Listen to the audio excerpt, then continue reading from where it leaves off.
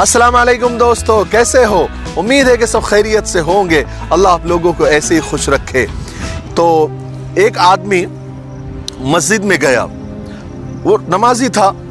मस्जिद में जाकर इमाम साहब से उसने एक दिन कहा कि इमाम साहब, मैं कल से मस्जिद में नहीं आने वाला। तो इमाम साहब हैरत से, क्या बात है भाई, क्यों नहीं आने वाले? तो उन्होंने कहा, मुझे मस्जिद में दिल नहीं लगता। मस्जिद में अभी मैं जब भी मस्जिद में आता हूँ तो कोई मोबाइल फ़ोन पर बात कर रहा है, कोई नमाज के इंतज़ार में बैठा है तो मैसेजेस चेक कर रहा है, कोई ग़ीबत कर रहा है, कोई दुनिया की बातें कर रहा है। ये सब मुझे पसंद नहीं है, मैं कल से मस्जिद ही नहीं आऊँगा। अब इमाम साहब तो बड़े थोड़े से हिकमत वाले थे, हाकिम थे। उन्होंने कहा, भाई ठीक है, कोई बात नहीं। देखिए, समझाने का एक तरीक़ा होता है, एक अंदाज़ होता है। अगर हम सही से समझा दे किसी भी आदमी को, अगर बोलने का तरीक़ा हो, बोलने में मिठास हो और हिकमत हो, तो बड़े बड़े काम निकल जाते हैं।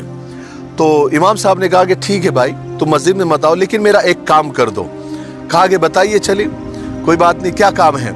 तो इमाम साहब मस्जिद से लगा उनका हुजरा था, वहाँ पर गए और जाकर एक दूध से भरा हुआ लबालब प्याला उन्होंने लेकर आए, बिल्कुल एकदम भरा हुआ, और उसके हाथ में दे दिया और उससे कहा कि तुम मस्जिद के 4 चक्कर लगाओ और ख्याल रखो कि एक कतरा भी गिरना नहीं चाहिए।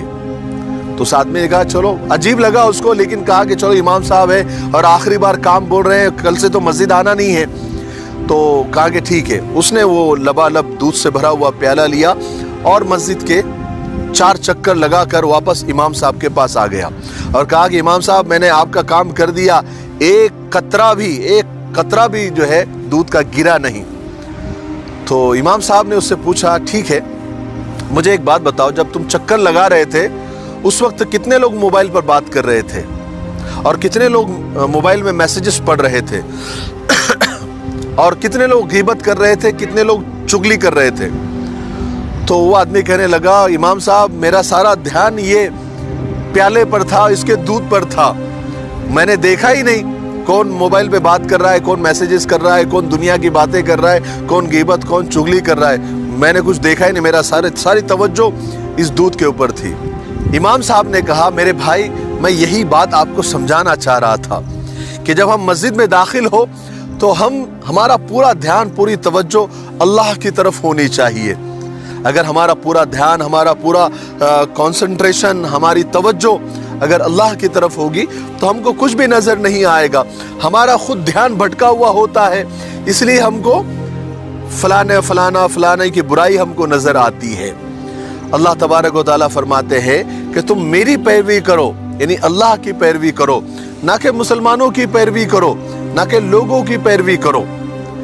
खुदा के साथ राब्ता, खुदा के साथ ताल्लुक अगर अच्छा और मजबूत हो तो फिर लोगों के आमाल पर ध्यान नहीं जाता।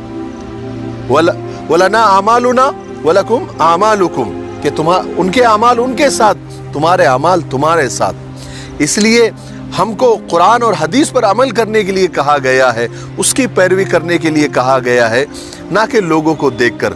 देखा देखी काम नहीं करना चाहिए।